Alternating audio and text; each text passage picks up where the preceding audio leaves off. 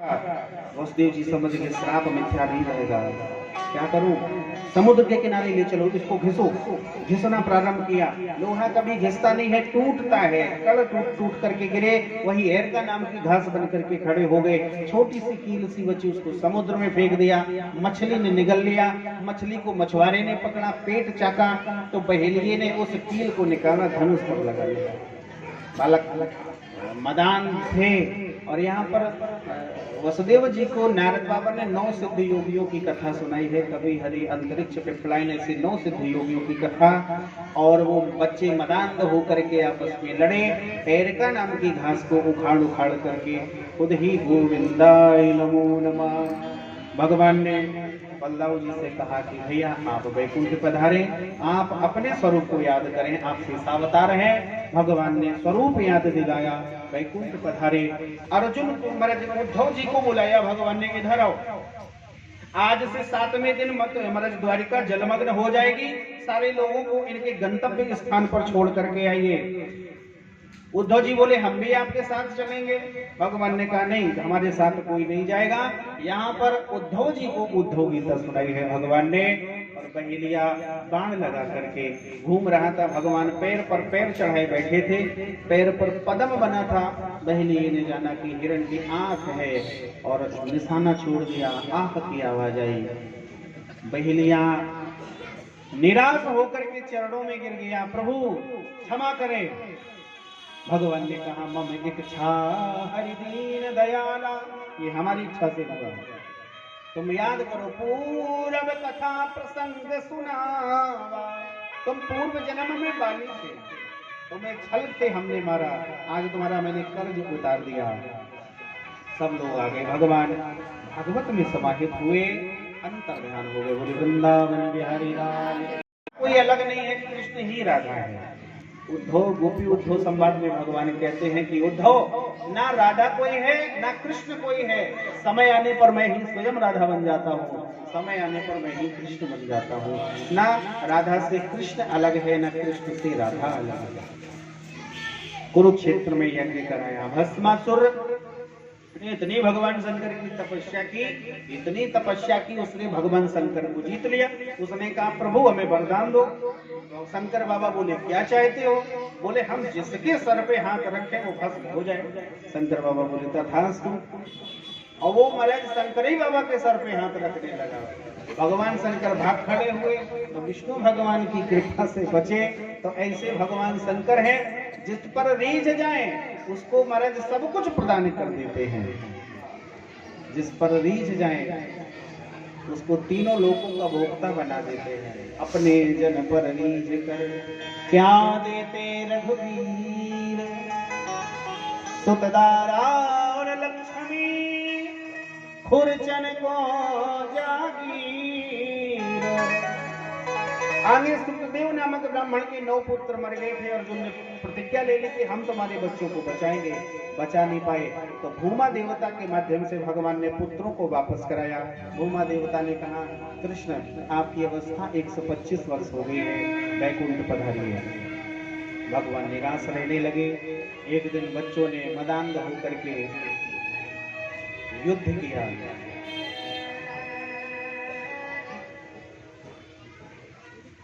अच्छा, युद्ध होने का कारण दुर्वासा, भृगु, वशिष्ठ, अंगरा सारे लोग जंगल में यज्ञ कर रहे थे। बच्चे भ्रमण कर रहे थे।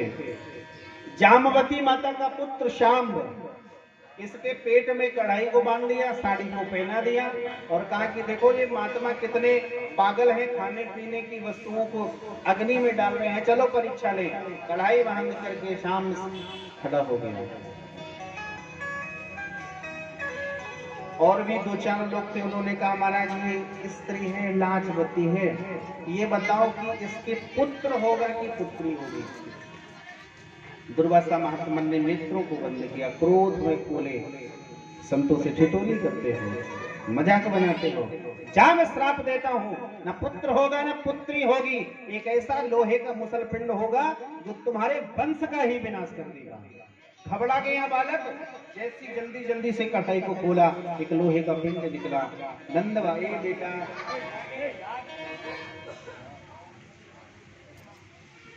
पुण्य बहुत थे, तो आज आपकी कृपा से ये शरीर भी छूट गया, अब पुण्य प्राप्त हो जाएगा, पुण्य प्राप्त हो जाएगा। जब से कंस मरा है जरासंध को चैन नहीं पड़ता है, क्या करें।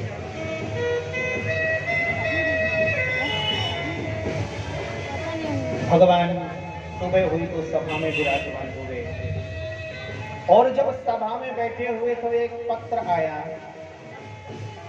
भगवान से कहा कि पत्र आया है, किसका पत्र है? बोले हस्तिनापुर से पत्र आया है और कुंती माता ने ये पत्र भेजा है। कुंती माता ने, खोलो खोलो पढ़ो इसको, क्या है इसमें। पत्र को खोला, उद्धव जी ने पत्र को पढ़ा, उसमें लिखा था कि माता कुंती राजसू यज्ञ करा रही है, जिसमें कृष्ण तुम्हें तुरंत अतिशीघ्र पधारना है। भगवान ने कहा राजसू यज्ञ तो तब हो सकता है जब पृथ्वी के चारों दिशाओं के राजाओं को जीत लिया जाए, ऐसे राजसू यज्ञ नहीं हो सकता है। और अभी मगध देश का राजा जरासंध बैठा है, उसको हराया ही नहीं गया है, तो युद्ध तो हमारे राजसू यज्ञ कैसे होगा। भगवान तुरंत रथ पर बैठे कुंती बुआ के पास हस्तिनापुर पहुंचे, सारा वृतांत सुना करके अर्जुन और भीम को साथ लेकर के भगवान जरासंध के सामने पहुंच गए, ब्राह्मण का वेश धारण करके। अच्छा, ब्राह्मण का भेष क्यों धारण किया? जब से भगवान हार गए ना, रण छोड़ करके भागे, तब से अनन्य भक्त हो गया है ब्राह्मणों का जरासंध। ब्राह्मण का भेष धारण करके जरासंध के दरवाजे पर कहा भिक्षाम देहि। जरासंध निकल करके आया, आओ महाराज क्या चाहते हो? बोले भिक्षा चाहिए।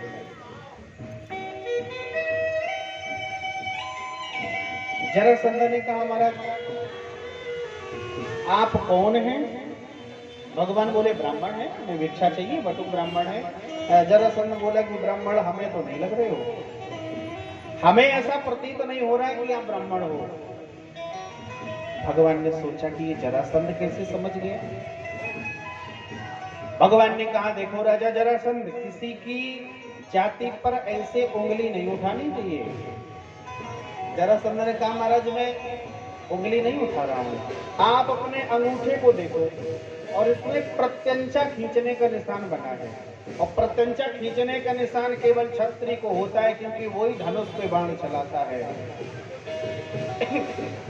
भगवान बोले ये पहचान तो अच्छी लगाई इसने, अब क्या बताएं? बोले अरे जरासंध, असल में हम एक गुरुकुल चलाते हैं जिसमें हम क्षत्रिय बालकों को धनुर्विद्या सिखाते हैं, तो कभी कभी सिखाने के लिए हमें भी प्रत्यंचा चढ़ानी पड़ती है, इसलिए ये निशान है। अरे वाह महाराज, तो बहुत अच्छी बात है। मांगो क्या चाहते हो? मांगहु भूमि धेनु धन पूता। दोगे? हाँ हाँ बिल्कुल देंगे। तो भगवान ने कहा कि युध्यमनो देहि राजेंद्र द्वंद्वसो यदि मन्यसे। राजन हमें द्वंद्व युद्ध की भीख चाहिए, और द्वंद्व युद्ध ऐसा जिसमें लड़ते तो दो हैं, लेकिन जब तक एक नहीं मर जाएगा युद्ध बंद नहीं होगा। जरासंध ने कहा कि मैंने पहले ही कहा था कि तुम ब्राह्मण नहीं। अब अपना नाम बताओ, तुम्हारा नाम क्या है? भगवान ने कहा असौ ब्रकोदरा भीम। ये जो मोटे मोटे से खड़े हैं इनका नाम भीम है। जरासंध ने कहा हमें भीम से मतलब नहीं, तुम अपना नाम बताओ, तुम्हारा नाम क्या है? तस्य भ्राता अर्जुनो अयम। इनका नाम अर्जुन है, भीम के भैया हैं। जरासंध बोला ना हमें भीम से मतलब ना अर्जुन से मतलब, तुम अपना नाम बताओ। भगवान बोले बताना पड़ेगा। तो अनयोर मातुले अम्बई कृष्णम जानी है तेरी कृष्णम जानी है तेरी मेरा नाम कृष्ण है और मैं तुम्हारा शत्रु हूं। जरा सख्त बोला, अरे रहेगा 18वीं 12वीं आक्रमण में भाग गए। हम युद्ध हारने वालों से लड़ाई नहीं करते। हमारा एक नियम है, जो युद्ध में हार जाता है, और हम युद्ध में हारने वालों से लड़ाई नहीं करते, हम नाचने गाने वालों से भी लड़ाई नहीं करते। तो भगवान ने कहा कि चलो हम नाचने गाने वाले हो गए, अर्जुन से युद्ध कर लो। बोले अर्जुन भी नाचने गाने वाला है, अर्जुन भी नाचता गाता है, आपको मालूम है? तुम दोनों तो नचवैये हो, तुम तीर चलाना क्या जानो, भिन भिन टिक टिक करने वाले वीराना बाना क्या जानो।